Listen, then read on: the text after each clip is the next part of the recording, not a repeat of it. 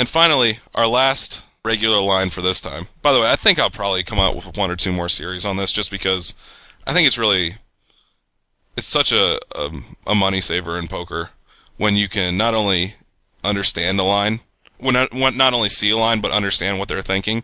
That I hope that this will be a really valuable tool for you guys. The last line is, if an opponent checks flop in position and calls turn, he is calling almost all rivers. So let's first take an example of this so you guys understand what I'm talking about here. The undergun opens tens and the small blind calls. Flop is Jack 9-4, the small blind checks and the under the gun checks. The turn is a 3 and the small blind bets 10 and the undergun calls. The river is a 5. He's going to be calling with a huge percentage of his range and almost always calling with tens. If the river is a jack, almost never folding here. It just doesn't make a lot of sense, and he understands that his range is rather weak, so he's compensating for that. The river is a king. Now, in this scenario, it's going to be hard for him to have a king in his range. It's an obvious scare card, so it's going to be a much better card for you guys to be bluffing. So let's think about the regular's mindset before we talk about more hands. First of all, he doesn't have a strong enough hand to triple barrel, so I'm better off turning my hand into a bluff catcher. That's what he's thinking. I want to widen and weaken my range on the flop so that he will bluff off at least one and sometimes two streets, while also occasionally getting my opponent to value on himself with the worst hand. Third thing he could be thinking about, and sometimes thinking about all these things, sometimes just one or two are predominant. The third thing is, I do not know what to do if I'm called on the flop on future streets, so I might as well just turn this into a two-street hand, and I can't get in that much trouble is what he's thinking. I do not know what to do if I'm check raised on the flop, so I'm going to check, and I do not know what to do.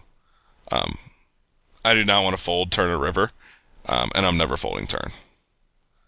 So, a lot of this is either lower variance, he thinks that he's controlling the pot, making it smaller, and ultimately that he can only make a two-street mistake if he checks back the flop.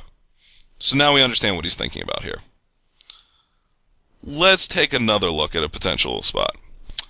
This is a situation where the draw comes in and is completed on the river. It's also really not a good spot to bluff. So let me show you an example of this. Button opens Queen 9 suited, and the big blind calls. The flop is Queen Jack 7, the big blind checks, and the button checks. He doesn't think that he can get 3 streets of value. He's worried about a potential check raise on a rather wet board. And he also wants to weaken his range here. So check is fine. I would check here a certain amount of the time. I used to want to check more than I do now. The turn is native diamonds, the small blind bets 10, and the button calls. Once the button calls the turn, I think what his range would consist of here, if I had to put most players on, are weak queens, but not that many of them. Really just Queen 10, Queen 9, and with, depending on the player, maybe no queens. A ton of jacks. I'd really expect him to have a lot of ace jack, king jack, jack 10 sort of hands here. And also pocket 10s, pocket 9s are potentially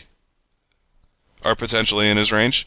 And finally, what I also would see a lot of are hands that he gave up on that now he's going to continue with because he hit a diamond draw.